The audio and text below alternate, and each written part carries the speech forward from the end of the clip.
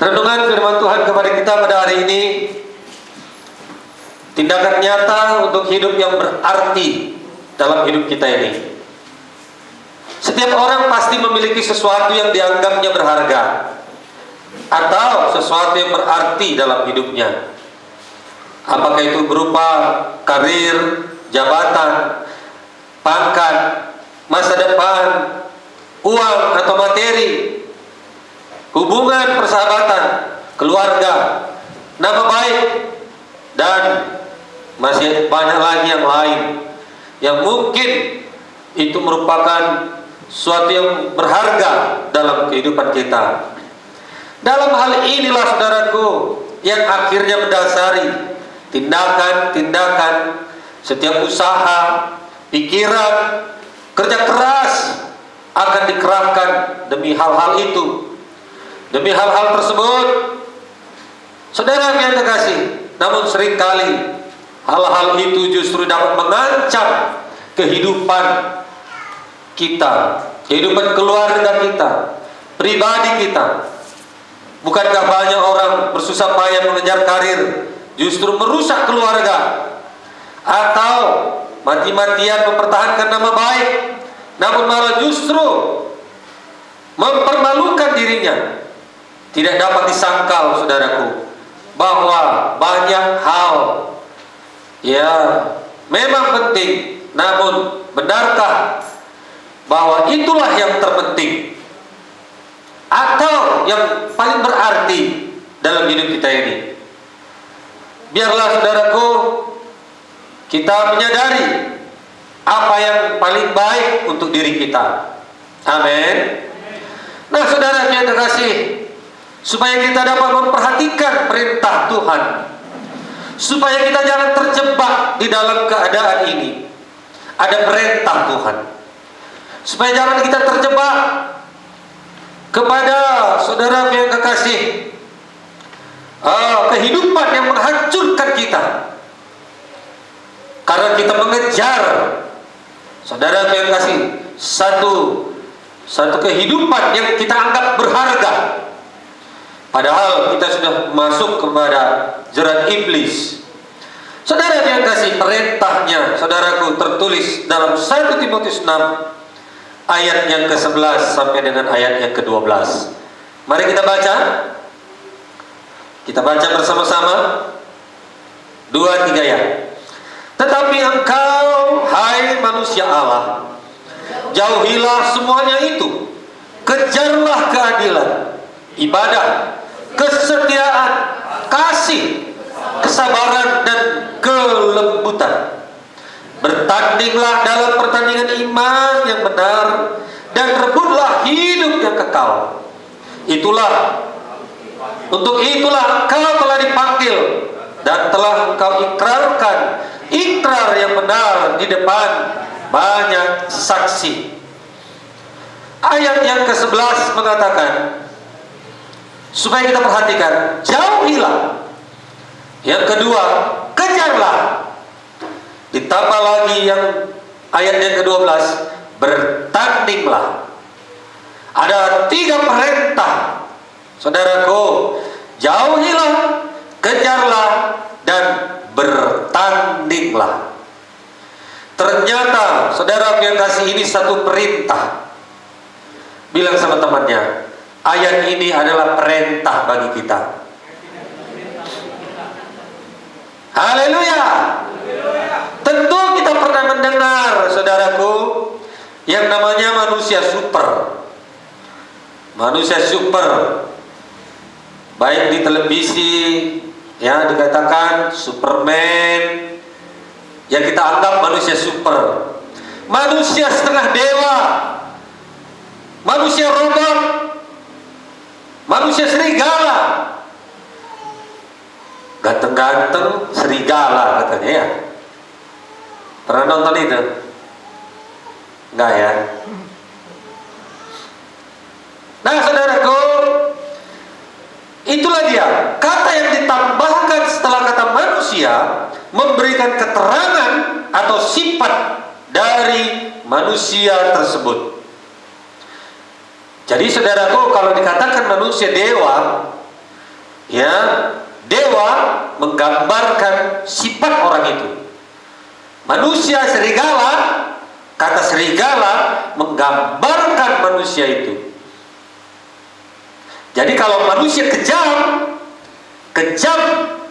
menunjukkan sifat daripada orang itu. Begitulah kira-kira.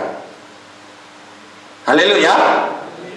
Nah, dalam ayat ini Paulus menyebut Timotius sebagai manusia Allah.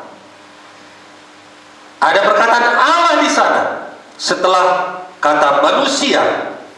Berarti saudara yang kekasih, ya, Timotius menunjukkan bahwa ia adalah abdi Allah atau manusia yang memiliki karakter Allah. Amin. Coba katakan, saya manusia Allah. Saya memiliki karakter Tuhan Yesus. Amin. Ketika kita percaya kepada Kristus, kita adalah manusia Allah dan bukan manusia duniawi. Ini perlu kita sadari supaya kita bisa kembali. Kalau kita tidak menggambarkan manusia Allah, supaya kita menyadari pada awalnya ketika kita lahir baru dikatakan bahwa kita bukan manusia duniawi. Jadi saudaraku, marilah kita kembali kepada kasih yang mula-mula itu, sifat dan karakter yang mula-mula itu, yaitu manusia Allah. Manusia yang sudah lahir baru, manusia yang sudah diampuni dosanya. Saudara yang kasih, marilah kita merenungkan bagaimana agar hidup kita di dunia ini bisa berarti, dan bagaimana sikap kita sebagai orang Kristen terhadap hidup yang Tuhan percayakan kepada kita. Amin.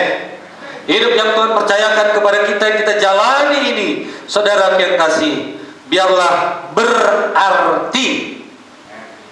Haleluya. Nah, saudara yang kasih, ketiga kata perintah yang harus menjadi aktivitas kehidupan kita sehari-hari sebagai orang percaya. Yang pertama sekali dikatakan tadi, jauhilah. Paulus menyatakan bahwa dalam kehidupan kekristenan kadang kita diperhadapkan kepada satu kondisi yang kadang-kadang di dalamnya kita harus bertindak menjauhinya. Dalam hidup kita yang kita jalani ini, saudaraku, kadang-kadang kita mendapati harus kita jauhi, bukan semakin kita dekati situasi dan kondisi yang tidak menunjukkan kehendak Tuhan. Amin. Haleluya. Kita harus bisa melarikan diri dari keadaan itu. Untuk menjawab ini, saudaraku, mari kita baca dulu 1 Timotius 6 ayat 9 sampai dengan ayat yang ke-10. 1 Timotius 6 ayat yang ke-9 sampai ayat yang ke-10. Sudah dapat? 2-3 ya. Tetapi mereka yang ingin kaya terjatuh ke dalam pencobaan, ke dalam jerat, dan ke dalam berbagai-bagai nafsu yang hampa dan yang mencelakakan, yang menenggelamkan manusia ke dalam keruntuhan dan kebinasaan. Karena akar segala kejahatan ialah cinta uang. Sebab oleh memburu uanglah beberapa orang telah menyimpang dari iman dan menyiksa dirinya dengan berbagai-bagai duka. Paulus mengatakan bahwa akar segala kejahatan cinta akan uang. Mengapa Paulus memberikan statement atau pernyataan ini? Karena Paulus sangat tahu, sangat paham bagaimana uang itu, saudara yang kekasih, bisa menjatuhkan kita. Amin. Haleluya. Cinta akan uang itu bisa menjatuhkan seseorang. Bilang sama temannya, uang tidak salah. Cinta akan uang yang tidak boleh. Bilang sama temannya kanan kiri, jangan cinta uang, saudaraku. Jangan cinta uang, Pak. Haleluya. Di Alkitab ada beberapa orang. Yang pertama Judas. Judas ini murid Yesus. Amin. Demi uang 30 keping 30 keping uang perak, tega mengkhianati Yesus. Saudara yang kasih, sebenarnya 30 keping uang perak ini sangat sedikit. Tapi karena dalam pikiran Judas ini, mungkin dia berpikir gini, Yesus banyak mengadakan mujizat, Yesus banyak mengadakan tanda ajaib. 5 roti 2 ikan bisa dibuatnya mujizat. Orang yang sakit bisa disembuhkannya. Saudara, mungkin dia berpikir juga, kalau kuhianati Yesus ini, dia juga pasti bisa melepaskan dirinya. Saudara yang kasih. Nah, jadi pikiran Judas inilah yang membuat dia mau menjual Yesus karena cintanya kepada uang. Amin. Nah, jadi saudara yang kasih, demi uang bisa juga menghalalkan segala macam cara untuk bisa mendapatkan sesuatu yang berharga itu. Pangkatkah tadi yang kita dengar, kedudukankah, saudaraku, atau pekerjaankah, dan yang lain-lain.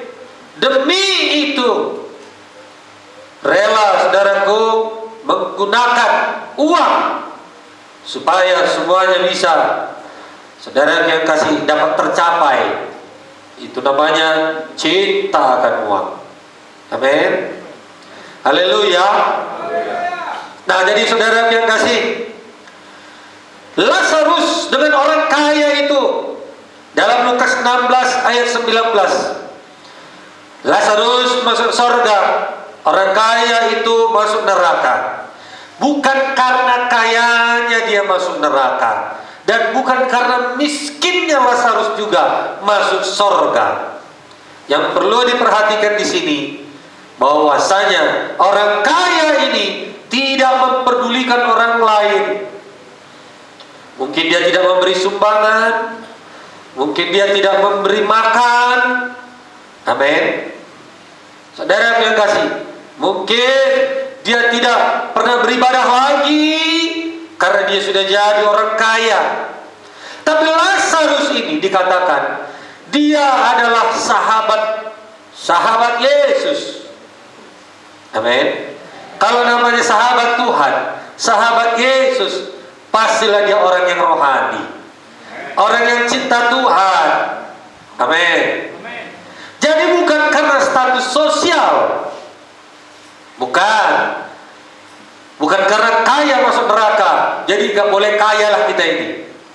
Bukan begitu. Lebih baik miskin-miskin saja. Bukan begitu. Uang tidak salah, kekayaan tidak salah. Yang menjadi masalah, jangan sampai kita cinta akan uang.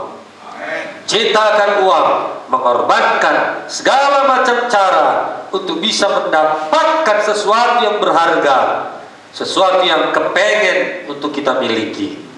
Haleluya. Kemudian saudara yang terkasih, dikatakan bahwasanya orang kaya ini dikatakan bodoh oleh Tuhan. Bahwasanya kalau nanti dia mati, kemana semua hartanya itu? Bayangkan, kalau kita kaya tanpa kita takut akan Tuhan, tanpa hidup rohani, tanpa kita memberi, tanpa kita berkorban, tanpa kita gunakan untuk kerajaan surga, Tuhan katakan bodoh. Jangan kita menjadi orang yang bodoh. Amin. Biarlah kita menjadi orang yang berhikmat dan bijaksana. Haleluya. Nah, saudaraku, demikian juga kita setiap orang Kristen yang cinta uang, jangan sampai ini, saudaraku yang kekasih, menjebak kita. Saudaraku yang kasih, sebagai anak-anak Tuhan, tidak akan pernah dapat mengasihi Tuhan kalau kita cinta akan uang. Amin.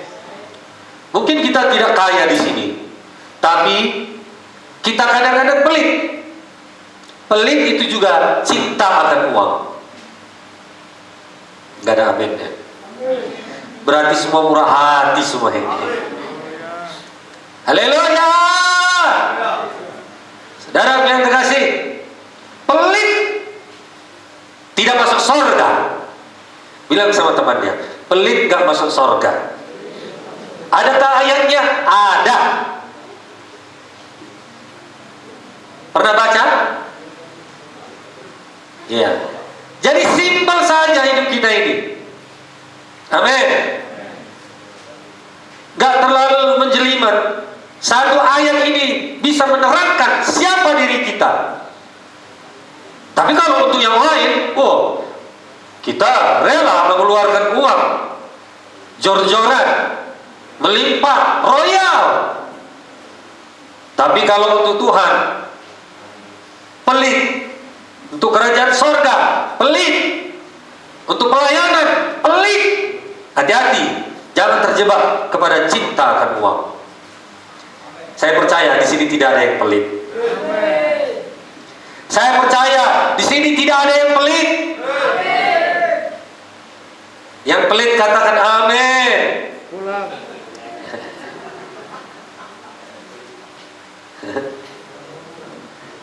Gak ada yang pelit ya? Iya. Gak ada yang ngaku mungkin juga. Baik, kita lanjut.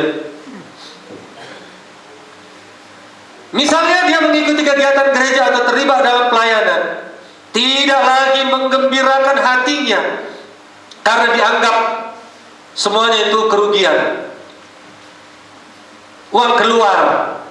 Kalau dia masuk ke pelayanan, kalau dia masuk ke penginjilan, saudara yang kasih, ya, dia ukur semuanya dari segi materi. Kalau nggak ada untungnya, nggak mau dia mengerjakannya pelayanan itu.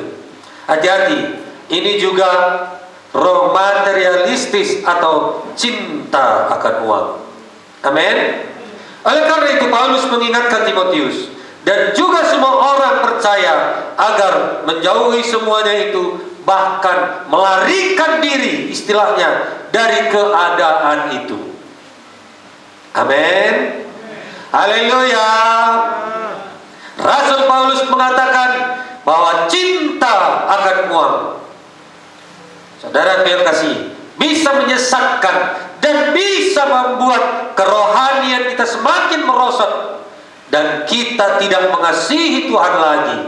Kita lebih mengasihi yang namanya uang atau mammon. Amin. Haleluya. Memang sepertinya kerajaan sorga ini gak bisa kita terima. Tuhan berkata, menaburlah banyak, maka engkau menuai banyak. Sementara yang di kantong ini gak ada lagi pun. Apa yang mau dikasih? Mungkin pun tinggal itunya, beli beras hari ini. Tapi kenapalah firman Tuhan, menabur banyak, menuai banyak. Itu satu tantangan. Kalau kita bisa mempraktekkannya, firman Tuhan tidak pernah gagal dan firman Tuhan tidak pernah berbohong. Amin. Haleluya. Saudara yang kekasih, bukan masalah banyak uangnya maka menabur banyak, tetapi saudaraku, kadang-kadang tantangan itu datang, tinggal itunya uang di kantong kita. Tetapi Roh Kudus berkata, lihat sudi, inilah yang susah. Haleluya. Ini yang sulit. Tapi firman Tuhan tidak pernah gagal. Saudara yang kasih, sepanjang kita mempraktekkan firman Tuhan, Dia pasti tidak pernah berhutang kepada kita. Dia akan balaskan kepada kita dengan 30, 60, bahkan dikatakan 100 kali ganda. Amin. Nah, saudara yang kasih, tidak dikatakan pula bahwa orang yang punya uang banyak itu jahat. Ia mengatakan bahwa cinta uang itu adalah yang jahat. Itu sebabnya hal ini akan menuntun kita, saudara yang kasih, untuk bisa memilih mana yang harus kita ikuti, mana yang harus kita jalankan. Amin. Jadi jangan sampai kita cinta akan uang. Amin. Nah, saudaraku, ada satu cerita kisah seorang artis Australia, seorang aktor yang bernama John Noble. Ia menyaksikan apa yang terjadi di tengah keluarganya. Ayahnya seorang Kristen, orang yang saleh dan orang yang beribadah. Ia juga orang yang bertekun berdoa. Namun kehidupan rohaninya lambat laun mulai merosot karena sang ayah mulai asik mencari uang, bisnis. Dia fokus ke sana dan mulai, saudaraku, tidak lagi memperhatikan kerohaniannya. Memang keberhasilan finansial mereka menambah, meningkat, semakin kaya, tapi dengan mengorbankan segala secara terus menerus. Dia korbankan, tidak lagi berdoa, tidak lagi menyembah Tuhan, tidak lagi melayani. Dia tinggalkan nilai-nilai kekekalan, tidak lagi mengunjungi saudara seimannya. Sudah mulai datang terlambat ibadah, sudah mulai nggak datang lagi kelompok sel. Begitulah kira-kira John Noble ini. Lambat laun hilang nilai-nilai kekekalan yang dia kerjakan, dan dia lebih banyak untuk mengurusi bisnisnya. Saudara yang kekasih, John Noble berkata bahwa memang Tuhan memakmurkan mereka, namun dia katakan kami lupa untuk berterima kasih. Kebiasaan membaca Alkitab, berdoa bersama setiap malam dengan keluarga sudah berkurang, bahkan dikatakan tidak sempat lagi. Saudara yang kekasih, gak sempat lagi, gak ada waktu lagi untuk berdoa bersama. Kadang pulang ke rumah sudah larut malam. Saudara yang kekasih, ayahnya kadang-kadang memanjatkan doa hanya 1 kali dalam sehari saat mereka makan malam. Kadangkala ayah meminta saya atau saudara saya meminta doa dengan ucapan syukur saja untuk makan. Gak ada maknanya lagi. Saudaraku, sebagai rutinitas saja sudah makan, berdoa, rutinitas saja. Gak ada lagi, saudara, maknanya, gak ada lagi kehidupannya. Saudara yang kasih, inilah kondisi yang sangat menyedihkan, yang bisa menjerat seseorang untuk bisa, saudara yang kasih, tidak mengasihi Tuhan. Mungkin bukan hanya uang yang bisa menghilangkan kasih kita kepada Tuhan. Mungkin ada yang lain. Saudaraku, ini hanya satu contoh. Jadi saudaraku, jangan sampai kita meninggalkan kasih Tuhan, meninggalkan kebiasaan-kebiasaan rohani kita untuk perkara-perkara yang tidak rohani, perkara-perkara yang tidak membangun diri kita untuk kerajaan sorga. Haleluya. Amin, saudaraku. Setiap hal yang sepertinya penting namun dapat menghancurkan kita, jauhilah semuanya itu. Jika karena uang membuat hidup kita hancur, atau jika karena persahabatan, saudaraku, membuat kita hancur, membuat iman kita hancur, saudara yang kasih, tinggalkanlah semuanya itu. Rasul Paulus berkata, jauhilah. Amin. Jauhilah, larilah dari sana, menghindar. Itu satu tindakan yang nyata yang harus kita lakukan. Amin. Itu satu tindakan yang harus cepat kita kerjakan. semua perkara yang tidak membangun iman kita, saudara lari keluar dari sana. Haleluya. Perkara-perkara dunia yang bisa menghanyutkan kita, menipu hidup kita, keluar dari kebiasaan buruk kita. Saudaraku, mari masuk kepada kebiasaan-kebiasaan rohani. Haleluya. Nah, perkara yang kedua dikatakan tadi dari ayat yang kita baca tadi, ayat 11. Perkara yang kedua, kejarlah. Itu perintah yang harus dikerjakan. Ini perintah, bukan anjuran. Amin. Kejarlah. Apa yang kita kejar, saudaraku? Ada poin-poinnya di situ. Amin. Kata kedua dari ayat yang kita baca tadi, kejar, usahakan. Saudaraku, poin yang pertama, kejarlah keadilan. Haleluya. Saudaraku, keadilan berarti kita harus berusaha untuk melakukan kehendak dan perintah Tuhan. Hidup dalam kebenaran. Hidup dalam kebenaran. Yang kedua dikatakan, kejarlah ibadah. Dalam Roma 12 ayat 1, Paulus mengatakan bahwa ibadah yang sejati ialah mempersembahkan tubuh sebagai persembahan yang hidup. Jadi ibadah yang dimaksud bukan saja sekedar ibadah formal, tapi juga hidup yang berkenan kepada Tuhan. Amin. Biarlah kita semuanya berkenan di hadapan Tuhan, bukan hanya formalitas. Ya, duduk di kursi ini, saudaraku, lalu pikiran melayang-layang. Pikirannya sudah di rumah, pikirannya sudah di ladang, pikirannya sudah kepada bisnisnya, pikirannya sudah kepada janji kepada temannya, pikirannya sudah, oh pulang ibadah ini cepatlah aku habaq pergi jalan-jalan rekreasi. Badannya di sini, tapi pikirannya, saudaraku, sudah keliling kota Medan. Nggak di sini. Di sini semuanya orang-orangnya fokus semuanya. Fokus beribadah. Haleluya. Yang ketiga, kejarlah kesetiaan. Kesetiaan adalah sesuatu yang sangat dituntut dalam kerajaan sorga. Siapa yang setia sampai akhir akan dikaruniakan mahkota kehidupan. Setia kepada Yesus, setia kepada Tuhan. Amin. Haleluya.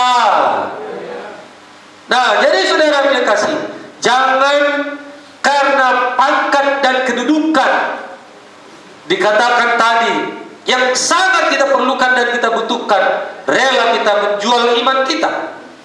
Jangan, setialah kepada Tuhan. Jangan karena, saudaraku, pasangan hidup saudara rela meninggalkan iman. Memang itu sesuatu yang sangat penting, pasangan hidup atau kedudukan dan pangkat. Tapi jangan sampai kita, saudaraku, menghilangkan kasih Tuhan dalam hidup kita. Haleluya. Kejar kesetiaan kepada Tuhan. Kejarlah kasih. Apa, saudaraku? Kasih. Dalam 1 Yohanes 4 ayat 8 disebutkan bahwa orang yang tidak mengasihi tidak mengenal Allah. Tidak mengasihi orang yang tidak mengenal Tuhan. Orang yang mengasihi, dia memikirkan orang lain. Orang yang mengasihi tidak, saudaraku, mementingkan diri sendiri. Orang yang mengasihi, dia tidak menuntut untuk dirinya sendiri. Haleluya. Suami istri, kalau saudara mengasihi, Hai suami-suami, perhatikan istri-istri saudara. Hai suami-suami, perhatikan istri. Betulkah itu? Atau salah? Bencilah istrimu. Begitu? Kalau suami mengasihi istri, suami tidak boleh mementingkan diri sendiri. Perhatikan istrinya. Apa yang kurang? Amin. Kalau rambutnya kurang di rebonding, bilang sama dia, jelek kali tengok rambutmu itu. Ini uang 500.000, rebonding sana. Gitu ibu-ibu.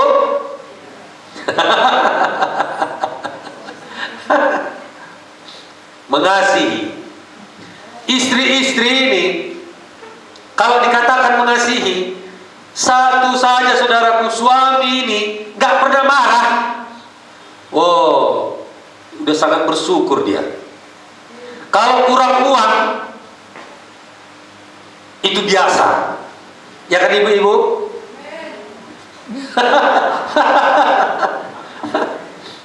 Kalau menderita, hadapi bersama, kan gitu.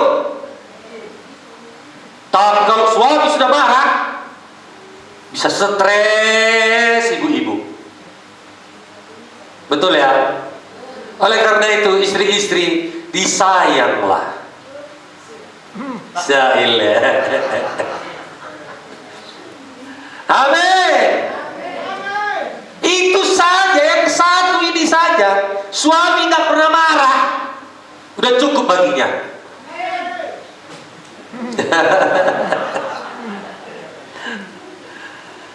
Nah, saudara yang kekasih, istri-istri juga kasihilah suami saudara. Amin. Jangan anak terlantar, makanan suami nggak ada, sepatunya pun nggak disemir, kaos kakinya sebelah nggak nampak.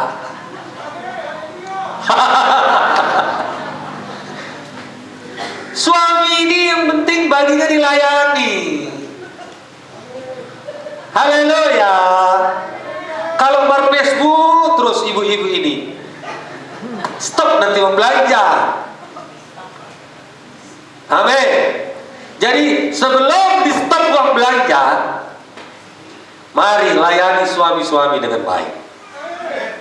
Haleluya. Itu mengasihi. Jadi mengasihi tidak boleh mementingkan diri sendiri. Mengasihi itu memperhatikan orang lain. Amin. Kemudian saudaraku, kesabaran itu perintah. Ketekunan, kesabaran atau ketekunan. Tuhan Yesus sudah katakan bahwa konsekuensi menjadi pengikutnya adalah dunia akan membenci, juga harus memikul salib dan menyangkal diri. Itu sudah menjadi harga mati. Amin. Namun firman Tuhan berkata bahwa orang yang bertahan sampai kesudahannya akan selamat. Matius 10 ayat 22. Orang yang bertahan, orang yang berjuang akan sampai kepada kesudahannya. Itulah satu kebahagiaan yang tak terhingga. Kita bisa mencapai garis finish dengan perjuangan yang bisa kita menangkan. Haleluya. Jadi jangan kalah. Coba katakan, saya tidak mau kalah. Saya tidak mau kalah oleh setan. Amin. Kemudian saudaraku, kelembutan ini juga merupakan satu perintah kepada kita.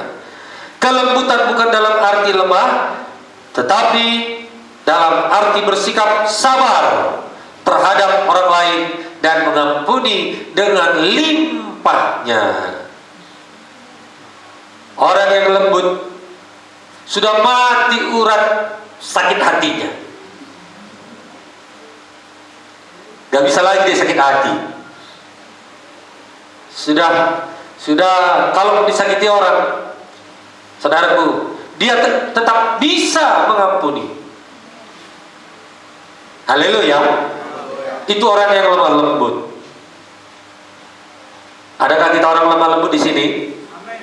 Atau penuh dengan dendam kesumat? Gak bisa kulihat wajahnya. Kalau kulihat wajahnya rasanya mau kujambas saja dia. Mari lemah lembut, amin. Hal-hal inilah yang seharusnya ada pada setiap orang percaya, orang-orang Kristen, anak-anak Tuhan. Sebab itulah yang menyenangkan hati Tuhan untuk kita kejar dan usahakan. Namun masalah besar kehidupan orang Kristen, saudaraku, sangat banyak yang tidak bisa mempraktekkan apa yang dikatakan firman ini. Haleluya. Nah, saudaraku yang kasih, kita sebagai manusia Allah, Tuhan menyelamatkan kita. Dia memberikan hidup yang baru kepada kita. Kita tidak diciptakan untuk berada pada level orang dunia atau hidup dalam keduniawian. Kita diciptakan Tuhan dalam satu kehidupan rohani yang baik. Haleluya. Marilah kita jaga. Kemudian saudaraku, perkara yang ketiga di dalam ayat yang ke-12, perintah Tuhan, bertandinglah. Apa saudaraku? Kata perintah ketiga agar hidup kita berarti adalah bertanding atau berjuanglah. Kata bertanding di sini diterjemahkan dalam bahasa Yunani agoni jomai. Agoni jomai. Bertanding, ya, berjuang. Bukan agoyama, bukan, tapi agoni jomai. Haleluya. Agoyama, bukan ya? Agoyama, acik di Portibio, bukan itu, amin. Nah, saudaraku, kehidupan Kristen adalah suatu pertandingan dari awal sampai akhir. Pertandingan yang terus menerus, peperangan yang tidak pernah berakhir dalam hidup kita. Kapankah kita berakhir pertandingan kita? Nanti, kalau kita sudah dipanggil Tuhan. Sebelum kita dipanggil Tuhan, tetap berjuang. Haleluya. Saudaraku, Paulus memang suka menggunakan ilustrasi dunia olahraga. Dalam dunia olahraga, apapun itu, untuk dapat menjadi pemenang bukanlah suatu hal yang mudah. Kalau mau menang dalam pertandingan, harus latihan. Latihan dengan baik. Ada peraturan, ikuti peraturan dengan baik. Ada tekad untuk menjadi pemenang. Haleluya. Saudara yang kasih, ada aturan, ada latihan. Saudara yang kasih, dan bukan satu perkara mudah. Berjuang, boleh dikatakan menderita. Berjuang itu menderita. Agoni jomai, menderita. Tidak ada orang yang berjuang itu santai-santai. Ada orang berjuang santai, pegang senjata, dia kan, nggak ada musuh, main ayunan dia, sampai tidur dia, habislah ditembak musuh. Selalu berjaga-jaga, berjuang, siaga. Amin. Tidur pun di sampingnya ada senjata, sepatunya nggak pernah dilepas. Begitulah saudaraku. Opung saya tentara, sepatunya itu selalu diperintahkan, selalu harus ada di bawah tempat tidur. Saudara yang kasih, pakaiannya sudah harus ada di situ. Saudara yang kasih, begitulah siaganya mereka, di rumah siaga. Amin. Haleluya. Saudara yang kekasih, begitulah kita sebagai orang Kristen, selalu siaga. Berjuang memang menderita. Saudara yang kekasih, kita harus menang. Tidak boleh kalah. Katakan, saya harus menang berjuang. Tidak boleh kalah. Kenapa tidak boleh kalah? Karena yang menyertai kita adalah dahsyat luar biasa. Karena yang menyertai kita adalah Tuhan yang tidak pernah kalah. Pernahkah Tuhan kita kalah? Gak pernah. Gak pernah kalah dia dengan dosa. Gak pernah kalah. Gak pernah kalah dia dengan setan. Amin. Gak pernah kalah. Itu sebabnya kita sebagai anak-anak Tuhan tidak boleh kalah. Kapan kita kalah? Saudaraku, karena kita kompromi dengan dosa. Itu sudah pasti. Itu sudah pasti. Kapan kita kalah? Karena kita meninggalkan jalan-jalan Tuhan. Itu sudah pasti. Tidak boleh dipungkiri lagi. Dan tidak bisa dipungkiri lagi, saudaraku. Kekalahan itu akibat kita tidak bersama dengan Tuhan. Haleluya. Kita tidak bertanding mengalahkan orang lain secara fisik mungkin. Tidak. Tapi kita bertanding untuk mengalahkan musuh yang namanya iblis. Iblis yang sangat licik. Dia seperti singa yang mengaum-ngaum, mencari kita, dapat menerkam kita, menelan kita. Saudaraku, itulah dia, iblis. Siapa lagi saudaraku yang menjadi musuh kita? Diri kita sendiri, manusia lama kita, tabiat-tabiat dosa kita. Itulah yang menjadi musuh kita. Supaya kita keluar dari situ, melarikan diri dari kebiasaan buruk itu, menjadi memilih kebiasaan yang baik. Haleluya. Maka Tuhan akan membuat kita menang dalam setiap pertandingan. Kita akan memperoleh hadiah, yaitu kehidupan yang kekal, surga bersama-sama dengan Dia. Haleluya. Bertandinglah. Untuk hadir di sini bertandinglah, sampailah di sini dengan baik. Datang kelompok sel, bertandinglah. Akan banyak tantangan untuk bisa saudara meninggalkan persekutuan dengan Tuhan. Bertandinglah untuk bisa berdoa. Bertandinglah untuk bisa membaca firman. Bertandinglah untuk kehidupan dunia sekuler saudara, bisnis saudarakah namanya. Bertanding, rajinlah. Amin. Saudara, Tuhan akan berikan hikmat kepada saudara semua. Haleluya. Kita harus berjuang di dalam keyakinan bahwa yang ada di dalam kita adalah Roh Kudus yang berkuasa, yang selalu hidup menolong kita. Amin, saudaraku.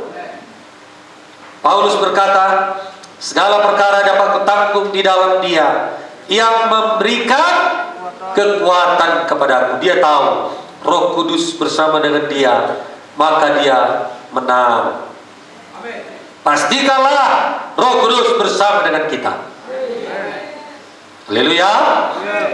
Nah, kesimpulannya, Tuhan memanggil kita untuk menjadi alat kemuliaan-Nya di bumi ini. Artinya hidup kita harus mencerminkan kemuliaan Kristus dengan memperhatikan firman Tuhan dan tegas terhadap dosa, berani melawan dosa, menjauhi dosa, melarikan diri dari semua hal-hal yang bertentangan dengan firman Tuhan. Bisa, saudaraku? Jangan semakin didekati. Amin. Jangan semakin didekati. Biarlah kita seperti Yusuf. Ketika digoda pun kita bisa seperti Yusuf melarikan diri dari godaan iblis. Amin. Haleluya. Oleh karena itu, kalau saat ini kita punya masalah hidup, apapun itu, janganlah kita putus asa. Ingatlah bahwa Tuhan kita Yesus Kristus telah lebih dahulu mengalaminya, dan sampai akhirnya Dia menang. Amin. Itulah kesimpulannya, saudaraku. Amin, saudaraku. Bisa kita menang semuanya? Mari kita bangkit berdiri.